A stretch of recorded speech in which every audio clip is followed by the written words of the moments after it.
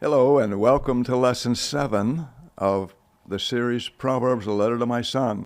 Today we're going to look at Lesson 7, and that will include the blessings that come from doing good. We're going to look at Proverbs chapter 3, verses 1 through 18. The chapter can be broken down in two parts. The first part is the blessings that come from doing good, and the second half of the chapter is the security that comes by not doing evil, by avoiding or abandoning every sinful practice. And I think you're going to find this absolutely beautiful.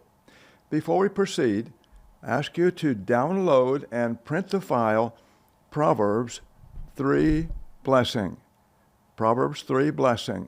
And you'll find it at my website, jlsparaphrase.org.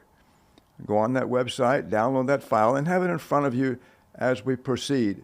It'll make it much, much easier to understand. More than one person has viewed this lesson and said, I'm confused, and they couldn't follow it. Well, folks, I teach the handout. So have it in your lap or on your desk or wherever you happen to be. Have it in front of you, and you'll be able to look on the screen, and the screen will tell you where on the sheet we're talking about. As we start, this is the structure of the chart you're holding. This is the first half of Proverbs 3. And on your paper, you'll notice that the center two wider columns are verses 1 through 12 of chapter 3, and that's paragraph 1 of the chapter. And then on the right, that column on the right, is the first half of Proverbs 3, paragraph 2. And after we finish looking at paragraph 1, we will look at paragraph 2 and then attach it to paragraph 1. You'll see as we go through. So let's start verses 1 through 3. And I titled it, How to Demonstrate Wisdom. Let me explain real quickly. In lesson 1, we saw the 4 steps to learning and living the book. Step 1 was to know what the text says, learn it well enough to perform it accurately. Step 2 was to understand why it was given, what it will accomplish in and through me as I obey the instruction. Step 3 is to take both of those and put them into practice and live it. And then step 4 is to find someone who needs what you've learned and teach them the 4 steps. So that's lesson 1. In lesson 2 and 3, we saw Proverbs 1:7, where we find that the fear of the Lord is required in us. We need to have a fear of the Lord, genuine biblical fear of the Lord, if we're to accomplish those 4 steps. Then in lesson 4, we saw the third paragraph in chapter 1, where we need to reject friends or acquaintances who would entice us to join them in their sinful practices. If we join them, we can't say that we have a biblical fear of the Lord, and we can't accomplish the 4 steps.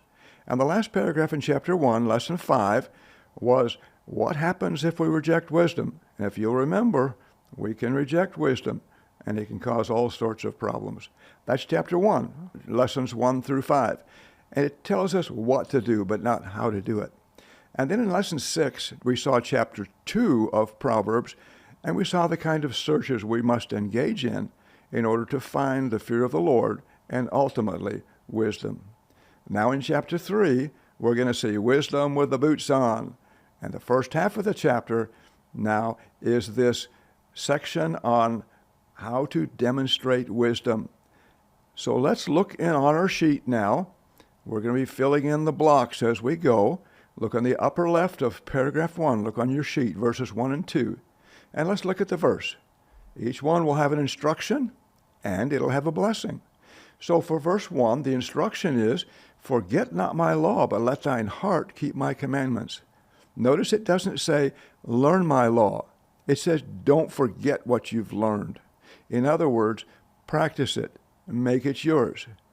Gregory, do you remember when you were younger, you reached over the back seat of the car one time when we were driving somewhere and said, Dad, how do you make something a hard attitude?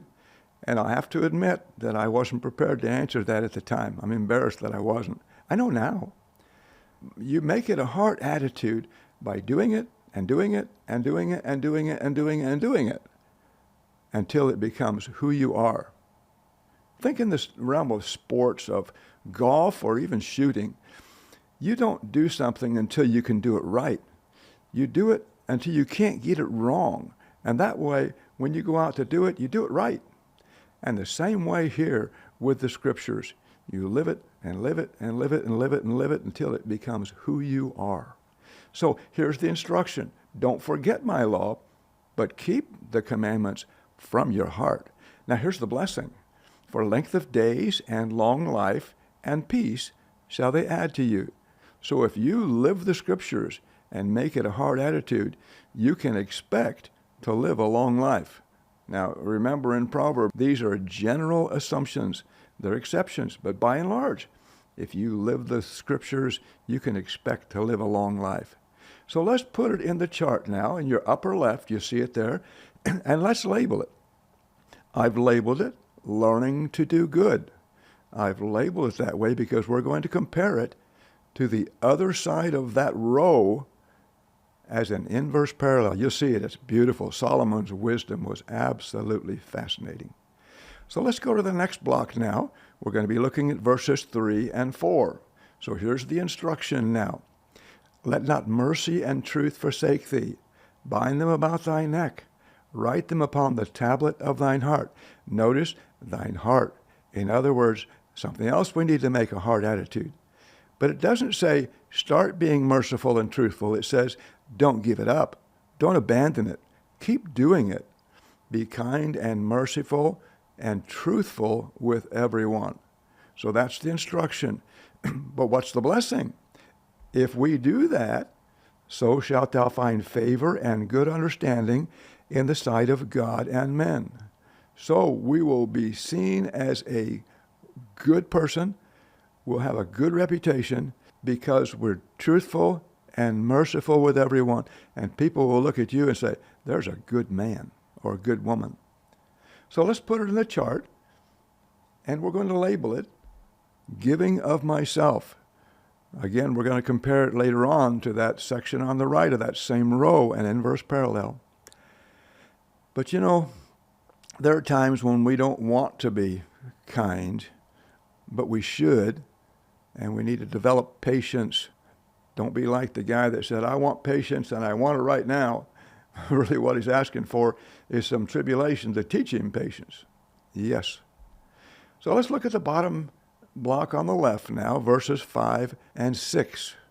Most of us know it. If you've been saved for any length of time, let's quote it together. Trust in the Lord with all thine heart, and lean not unto thine own understanding. In all thy ways acknowledge him, and he shall direct thy path. So what's the instruction? Trust in the Lord with your heart, and don't try to figure it out on your own.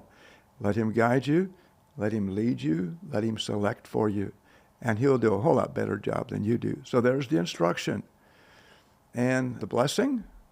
In all thy ways acknowledge him, and he shall direct thy paths. He'll make your paths smooth, and he'll do a good job of it, and you'll enjoy life. And because of it, you'll have joy even in hard times. So let's put that in the chart now. On the bottom left, you see where it says, trust in the Lord, and let's label it, trusting God to direct me. So if you'll notice on all three of these blocks on the left, it says, thine heart, thine heart, thine heart. So here, we are doing these things to prepare our heart to demonstrate it to the Lord on the right column. Let's go to the upper right block now. Still in paragraph 1. Look on your sheet. We're in that upper right block of those two ones in paragraph 1. And here's the instruction. Be not wise in thine own eyes. Fear the Lord and depart from evil. Do you have a pet practice of sin? Maybe only you know about it? Need to give it up. Depart from it. And don't think that you're smarter than God, the Lord's seeing. So the instruction is, let God direct you in verse 1 and 2, but now let God lead you away from sin. I found it interesting. I've seen people in the past who were sick, and the doctors couldn't get them well. They did everything they could, but they just stayed sick. And then at some point, they gave up some secret sinful practice, and guess what? They got well. Amazing, isn't it? The guilt and the weight of their sin had literally made them sick. But now what's the promise here? It shall be health to thy navel and marrow to thy bones. In other words, it'll keep you healthy. It doesn't mean that you'll never get sick, get the flu or whatever, but you won't be down in the dumps and physically sick because of the weight of your sin. So he says, give up your sin.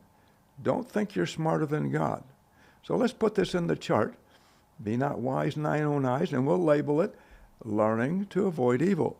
Notice how they compare to each other. On the left, learning to do good, and on the right, learning to avoid evil. Isn't this beautiful? Solomon had such wisdom in the way he presented this. But you know, I didn't see this in the black and white. If I just read down the text, I don't see it. But I love to shift text on a piece of paper or on the computer screen, and the text teaches itself.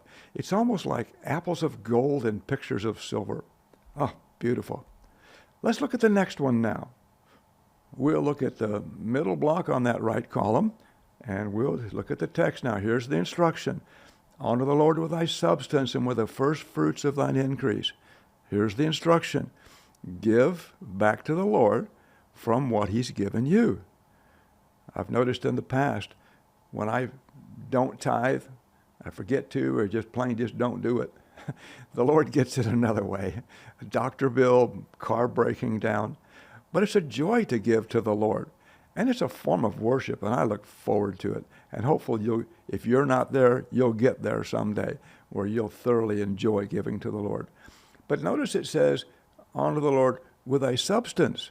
So this is the investments that you already own, the bank account. If you've never tithed on it, you ought to, 10% or whatever else you're going to give. But that's income, that's funds you already have. But notice first fruits of thy increase. Now that's your paycheck. The investments that's coming in, the increase on your investments, and you need to tithe those. So we give to the Lord as an expression of our love for him. And the blessing, here it is, so shall thy barns be filled with plenty, and thy presses shall burst out with new wine. Do you want your needs always met and in abundance? Give to the Lord, and he'll give back. We don't give just to get. But the Lord doesn't owe anyone. And he'll meet your needs, and he'll give you plenty where you have some to give away to someone else. So let's put that in the chart. Notice on the right, and we'll label that giving of my possessions. So notice on the left, giving of myself, and on the right, giving of my possessions. Now let's look at the last block on paragraph 1 now, the lower right. My son, despise not the chastening of the Lord, neither be weary of his correction. The Lord prunes us. He enjoys pruning us because we become more Christ-like, more godly. And we need to accept that from the hand of God. When hard times come, if we become bitter or resentful, we've just nullified everything that the Lord was trying to do to bring glory to his name through us. But if we accept it with grace and realize it's from the hand of God, because God either causes something to happen to us or he allows us, but he's in control. So don't despise it when God brings hard times your way. He's going to use it for your good and his glory. So let's look at the promise now. If we don't despise his chastening, he says, whom the Lord loveth, he correcteth, even as a father the son in whom he delights. So God delights in disciplining us just like we delight in disciplining our children so that they become good and godly men and women. So let's put it in the chart, and we'll label it, trusting God to correct me. Notice on the left, trusting God to direct me, and on the right, trusting God to correct me. Aren't these beautiful? Beautiful. This is paragraph 1 of Proverbs, and we've looked at that whole section now. These are things we are to do, and the blessings that result from it.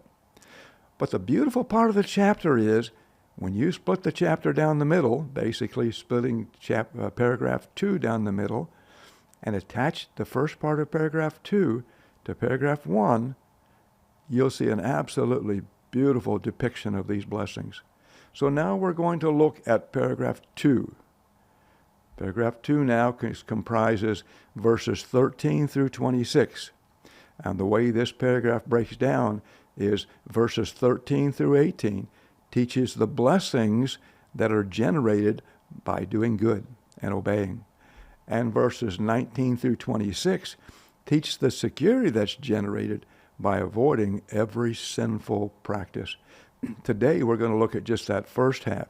In lesson 8, we'll look at that second half and we'll attach it to paragraph 3 of Proverbs, and I think you'll find it equally as beautiful. I do. I wake at night sometimes and I see this in my mind. On that right column of your sheet, the upper right block, we're going to look at this first few verses. They're not the blessings, but what it's saying is this stuff is good. It is really good, and you ought to hang on to it. Watch as we start. Wisdom is valuable, but how? Verse 13 says, "Happy is the man that findeth wisdom, and the man that getteth understanding." Notice, getteth understanding, see it in the red? Can better be said, gains understanding. Do you remember in lesson 3 where we saw the wisdom pyramid? We saw there that the fear of the Lord is the foundation upon which wisdom is built. Through the filter of the fear of the Lord, we gain trustworthy knowledge. As we gain more knowledge, we start to gain sound understanding. This knowledge and understanding coupled together give us insight, which is the ability to look at a problem or opportunity for what it really is, not what it might appear on the surface. So once we have an accurate depiction of what we're considering, then we gain the discretion to make good decisions about what we're going to do with it. But what happens if there are maybe 2 or 3 or 4 good decisions? God steps in and gives us wisdom to make the best choice that produces the best results in every area of life and practice. So when it says, "Happy is the man that findeth wisdom," we do our work, and we get to that point where we've gained discretion, and then look on your screen, we find wisdom when God gives it to us to make that good decision. For the merchandise of it, that is, wisdom, is better than the merchandise of silver, and the gain thereof than fine gold. She is more precious than rubies, and all the things that thou canst desire of her are not to be compared. In other words, this is good stuff. You really need to pay attention to it, and it's something that you ought to aspire to make your own. So we see how valuable it is, but now let's look at what is it really going to do for us, okay? So let's look at those bottom 3 blocks on the far right. We're going to look at one at a time. So how is wisdom valuable? We're going to see the blessings now. So length of days is in her right hand, verse 16. Let's put it in the chart at this point. Notice it's row 1. So I'll put that in there. Length of days is in her right hand, wisdom's right hand. I'm going to highlight in red length of days on the right. But notice on the far left of that same row, length of days, long life, and peace is the blessing that comes from living the Scripture. In the middle, healing and refreshment is the blessing that comes from abandoning sinful practice, both of which produce long life. So, isn't that sweet? I'm amazed at Solomon's logic. Oh, he's so wise. Well, let's look at the next one. And in her left hand are riches and honor. Whose left hand? Wisdom's left hand. So let's put it in the chart in that second block down in that column on the right. Now let's put it in there. Notice, and in her left hand, riches and honor. So I'm going to highlight riches and honor in red on that right column, but go to the left on that same row. Favor and good understanding is the result, the blessing, of being merciful and truthful. And then the blessing of giving of your wealth. Notice in the middle, your barns will be filled and your vats will overflow. So, then the left, favor and good understanding, that's honor on the right. And overflow with plenty is the riches on the right. Isn't that beautiful? Oh man, Solomon was so wise. I love this section. So let's look at the last one. Her ways are pleasantness, and all her paths are peace. She's a tree of life to them that lay hold upon her, and happy is every one that retaineth her. So let's put this in the chart now on the bottom right, and you'll see there, notice on your chart, I'm going to highlight in red, there's pleasantness, there's a tree of life, and happiness. So go all the way to the left on that same row, and it says, he shall direct their paths. In other words, he's going to make your life smooth, and life is going to be pleasant. Doesn't mean there won't be any hardships, but life overall is going to be pleasant. And then in the middle, whom the Lord loves, whom he delights in, he chastens. So he's producing in us the fruits of the tree of life, and we're going to be happy. Isn't that beautiful? Absolutely beautiful. Now I've looked at the whole sheet that you have in your hand. And I'd like to look at it from a slightly different standpoint, more of an application standpoint. Will you follow with me? Do you love the Word of God, or is studying it a chore? Which is it? Do you even read the Word of God? Well, let me ask you, do you want to live a long life? Well, most of us do. I suspect you do too. If you want to, then live what you learn from the Word. It will happen. I'll guarantee it'll happen. Now, I realize there are exceptions, but by and large, it will happen.